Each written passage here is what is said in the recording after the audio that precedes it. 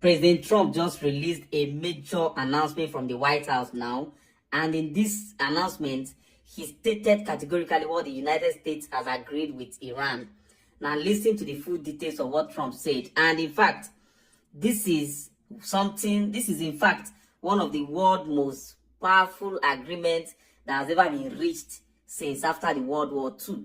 Listen to the details. We're just getting some breaking news here about the war. The president has just issued a truth social from the White House saying this: based on conversations with Prime Minister Sharif and Field Marshal Munir of Pakistan, and wherein they requested that I hold off the destructive force being sent tonight to Iran and subject to the Islamic Republic of Iran, agreeing to the complete, immediate, and safe opening of the Strait of Hormuz, I agree to suspend the bombing and attack of Iran for a period of 2 weeks. This will be a double-sided ceasefire. The reason for doing so is that we have already met and exceeded all military objectives and are very far along with a definitive agreement concerning long-term peace with Iran and peace in the Middle East. We received a 10-point proposal from Iran and believe it is a workable basis on which to negotiate. Almost all of the various points of past contention have been agreed to between the United States and Iran, but a 2-week period will allow the agreement to be finalized and consummated. On behalf of the United States of America, as president, and also representing the countries of the Middle East, it is an honor to have this long-term problem close to resolution. Thank you for your attention to this matter, President Donald J. Trump. Again, just seconds ago, before the deadline for attacks on Iran tonight, and it seems like a deal is in the making. There had been talk, Mark, all day long about maybe this was happening. How do you see this, and how does it play politically here at home? Well, I think the president had to do it if he could get terms that include an unconditional opening of the strait, which because it sounds the like he's done. Had to look at that and say he has to do it because, look, people are, in my latest poll, 51% support the war, 54% said it was justified, but 57% said if he could get a good deal, he should take it. So I think it's a risky 2-week period because it enables them to regroup. But on the other hand, the president, if he thinks he has a real opportunity to come out with a negotiated victory, then I think he had to do it. A lot of people got, really energized about some of the things he posted about, annihilation, civilization.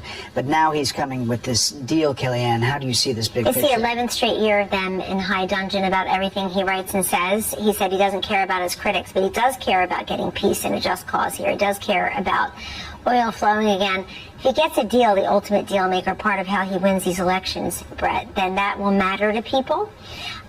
There's one group that he's not mentioning at all, and they're called Europe and NATO. It's really fascinating what's happened there in a short amount of time.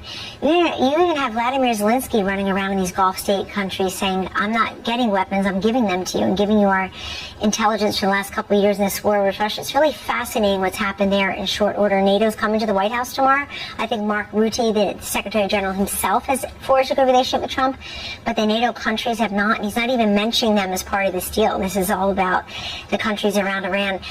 Look, this is what we expect from presidents. You're not going to get a good deal unless you pressure, and they think that you're serious.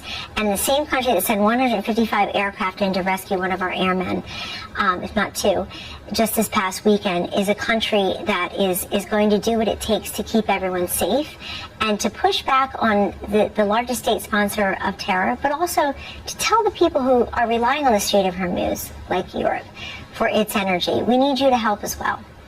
We just did this breakdown of how much flows through that strait. It's remarkable.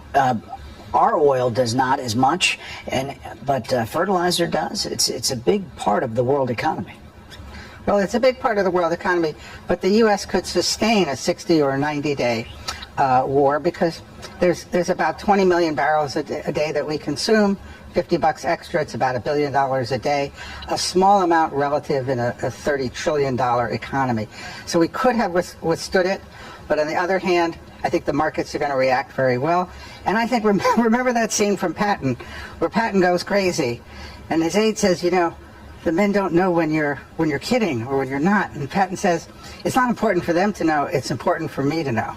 Yeah. So I think we see that today, that the president was tough, he put pressure on Iran, and it looks like they're caving. So just to reiterate, for viewers who may just be tuning in, the president has just put out a Truth Social saying that there is a deal in the works with Iran, a 10-point plan negotiating a settlement that includes the immediate opening of the Strait of Hormuz.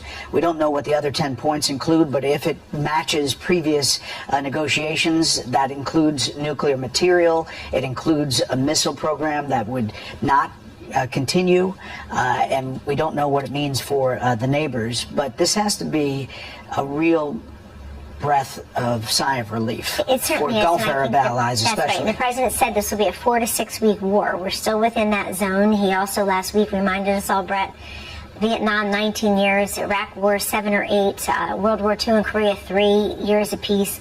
4 to 6 weeks. I know we're an impatient country with pace of change and pace of conclusion these days, but he can claim victory. And I think the negotiated 10-point settlement, whatever it ends up looking like, this is news, as you say, starting with the Strait of Hormuz just shows everybody is serious here. And I think that this will be part of his security and affordability agenda in ways that